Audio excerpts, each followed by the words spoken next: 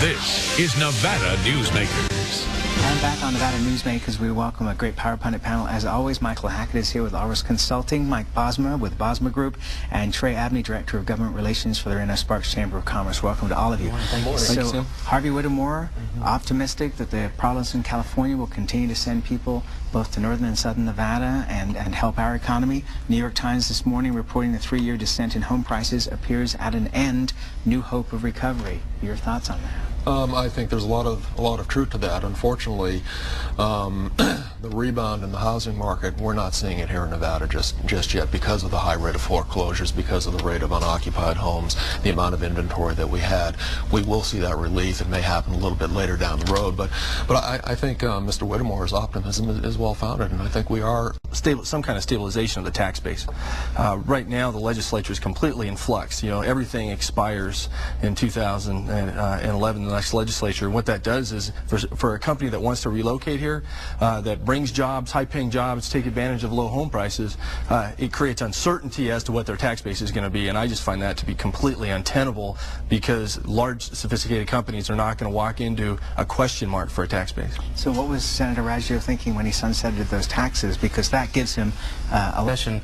We have to deal with all this budget, no stimulus dollars probably, tax increases that are expiring, and oh, by the way, we have to do redistricting on top of that. Senator Raggio, I think, will want to go out and will be very interested in the redistricting process and how Northern Nevada especially is redistricting. So he's put himself, as long as we keep the same, as long as Senator Raggio keeps the same numbers in the Senate, he will put himself right in the middle of that and say, okay, I'll vote to extend taxes again, but we're going to redistrict this way. What a nightmare for the governor to put a budget together, no matter who occupies the governor's mansion next year, but with all those holes, because you can't count on, you know, those taxes coming back, you can't count, as you said, on the other monies, so you're looking at a dramatic hole that basically Governor Gibbons and his staff will put that budget together. And correct, Governor Gibbons and his staff will put the budget together at the end of 2010, and if it is a different governor coming in January 1, they have very, very little time to change that budget around the way that they want it. Okay, breaking news yesterday afternoon, after a lot of discussions and a lot of postponements, Station Casino regroups and continues normal operations at resorts, but they are in Chapter 11 protection, according to the Las Vegas Review-Journal. Did this surprise you at all? Because it seemed like there's been so much brinkmanship going on with all the major gaming companies, but in particular with Station Casinos. No, actually it didn't really surprise me for the reason you just cited. There has been a lot of gamesmanship going on in terms of this and how they go about restructuring, paring down their debt, all of that. It's unfortunate because you don't want to see one of the largest casino operators down south and a company that was looking to establish a presence up north here have to go through this process. But as we're seeing in other sectors of the corporate world right now, this is not the worst thing that can possibly happen, and typically and hopefully this company will emerge stronger, leaner, and better than they were before. Who's going to end up taking the fall?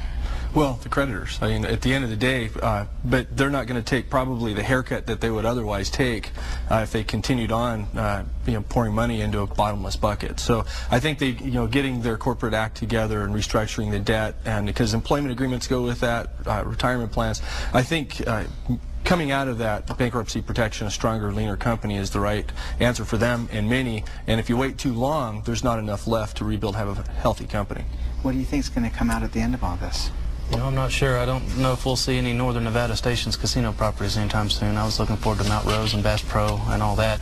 You know, the article also said that each hotel's individually owned and operated anyway, and so they would be able to operate just as they were, and it's just a parent company issue. And so, holding to that. Yeah, exactly. And so, you know, I'm not sure what happens at Stations is they build themselves as a locals casino. They're not necessarily the big MGMs in the strip that depend on the tourists. They put their hotels off the strip and depend on the locals, and so that'll depend on the local economy, the people living there.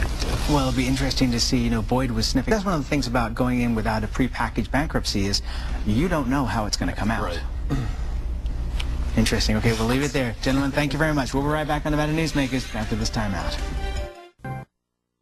As always, you can watch Nevada Newsmakers 24 hours a day at NevadaNewsmakers.com. On our next broadcast, the president of UNR, Dr. Milton Glick, will be here. We'll see you on the next broadcast. Thanks for watching and listening.